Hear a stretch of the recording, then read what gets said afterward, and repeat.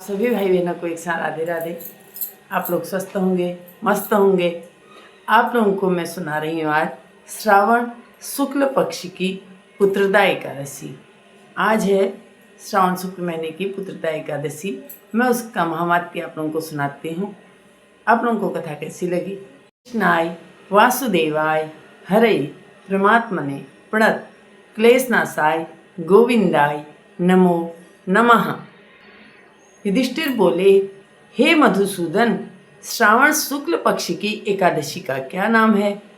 सो कृपा करके मुझसे कहिए। श्री कृष्ण बोले, हे राजन, प्राचीन समय में माहिष्मतीपुरी में महिजित नाम का राजा राज्य करता था। उसके कोई पुत्र नहीं था, इससे उसको राज्य से सुख नहीं मिलता था। बिना पुत्र के इस लोक और परलोक में सुख नहीं है। पुत्र की प्राप्ति के लिए उपाय करते हुए उस राजा का बहुत समय बीत गया, परंतु पुत्र उत्पन्न नहीं हुआ। अपनी वृद्ध अवस्था देखकर राजा को बहुत चिंता हुई। सभा में बैठकर प्रजा से बोला, हे मनुष्यों, इस जन्म में मैंने कोई पाप नहीं किया। मैं सदैव धर्म के मार्ग पर तत्पर हूँ। मेरे पुत्र क्यों नहीं हुआ, इसका विचार करो। ब्राह्मण और प्रजा इस बात को सुनकर आपस में विचार करके सघन वन में गए।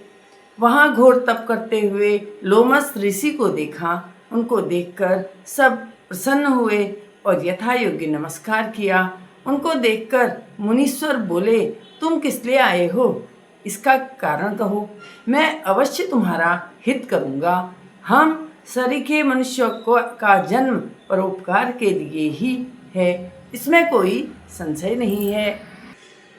तो बोले, हम अपने आने का कारण कहते हैं, आप सुनिए।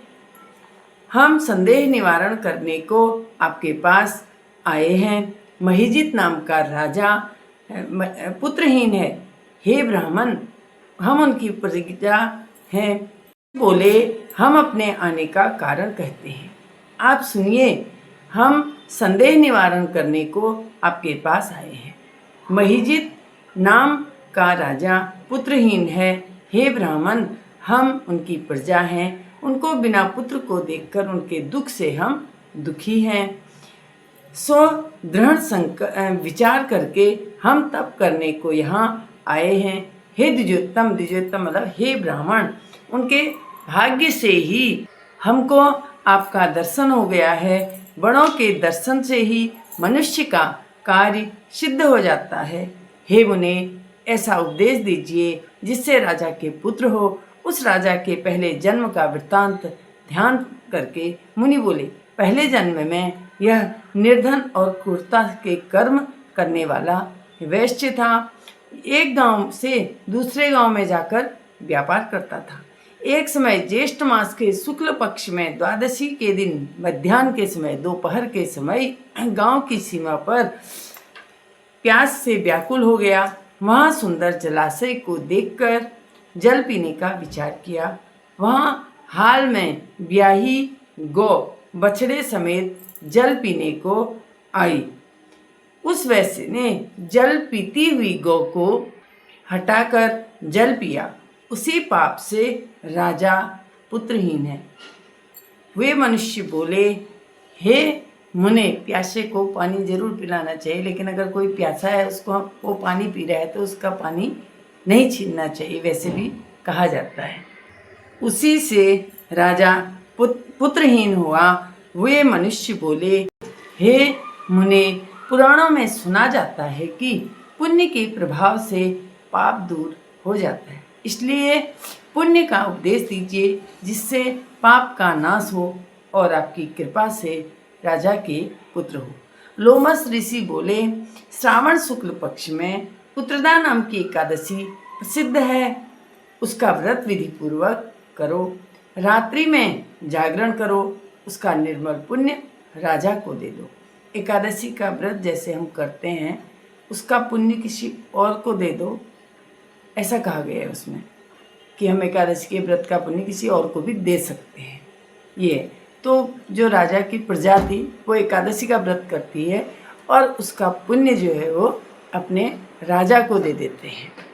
इसलिए पुण्य का उपदेश दीजिए जिससे पाप का नाश हो और आपकी कृपा से उनके पुत्र हो। लोमस ऋषि बोले, श्रावण शुक्ल पक्ष में पुत्रदा नाम की एकादशी प्रसिद्ध है, उसका व्रत विधि श्रावण शुक्ल पक्ष में पुत्रदा नाम की एकादशी प्रसिद्ध है, उसका व्रत विधि पूर्वक करो, रात्रि में जागरण करो, उसका निर्मल पुण्य राजा को दे दो। ऐसा करके निश्चय राजा के पुत्र होगा। लोमस ऋषि के वचन को सुनकर और उनको प्रणाम करके अपने घर को चले गए। श्रावण आने पर सब लोगों ने राजा सहित श्रद्धापूर्वक व्रत किया। द्वादशी के दिन अपना पुण्य राजा को दिया। पुण्य के श्रावण शुक्ल पक्ष की पुत्रदा एकादशी आने पर राजा सहित श्रद्धापूर्वक प्रजा ने व्रत किया और व्रत करने के बाद द्वादशी के दिन अपने जो पुण्य का फल था, एकादशी के जो व्रत का पुण्य था, वह राजा के घर पुत्र का जन्म हुआ। हे नृपश्रेष्ठ, इस प्रकार यह पुत्रदा नाम की एकादशी प्रसिद्ध है। इस लोक और परलोक का सुख चाहने वालों को इस प्रकार व्रत करना चाहिए। यहाँ पुत्र का सुख पाकर अंत में राजा स्वर्गलोक को गया। सभी लोगों का बहुत बहुत धन्यवाद। आप लोगों को एकादशी की कथा कैसी लगती है आप लोग कमेंट बॉक्स में बताइए। आप सभी का बहुत बहुत धन्यवाद। राधे राधे। एक भजन डालूंगी मैं इसमें, आप लोग उसको भी सुनिए। वो हमारी कीर्तन मंडली का भजन है। आप सभी भाई बहनों का दिल से धन्यवाद।